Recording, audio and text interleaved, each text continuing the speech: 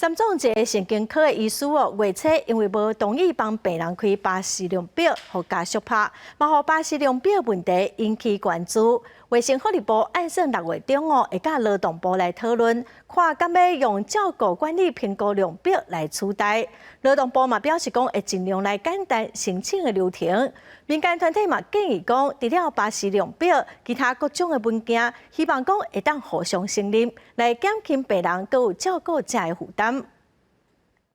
5月初，这个县长的查甫人动手拍医师，因为医师无要开评估适龄程度的巴氏量表，予伊的妈妈。厝内若有适龄者要请挂一看护，爱经过医师评估巴氏量表，分数过过35分才有资格。但是这个制度定造成医师甲病人关系紧张。劳动部表示，当咧研究简化流程。初步应该是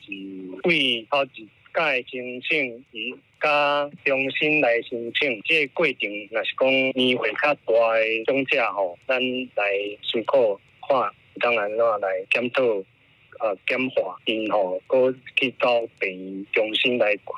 巴氏量表的人数。另外，民间团体的雇主协会表示，肯定中央要检讨申请流程，但是也望其他文件的申请流程，拢会使同齐检讨。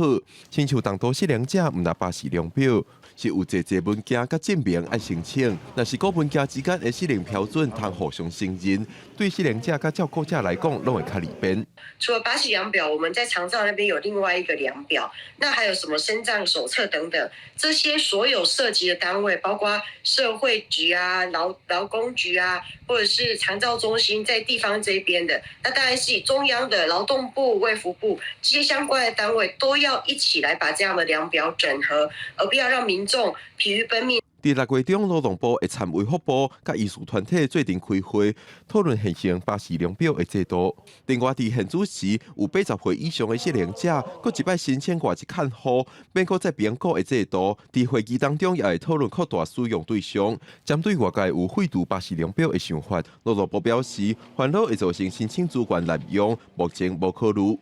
记者阮郑俊友台北报道。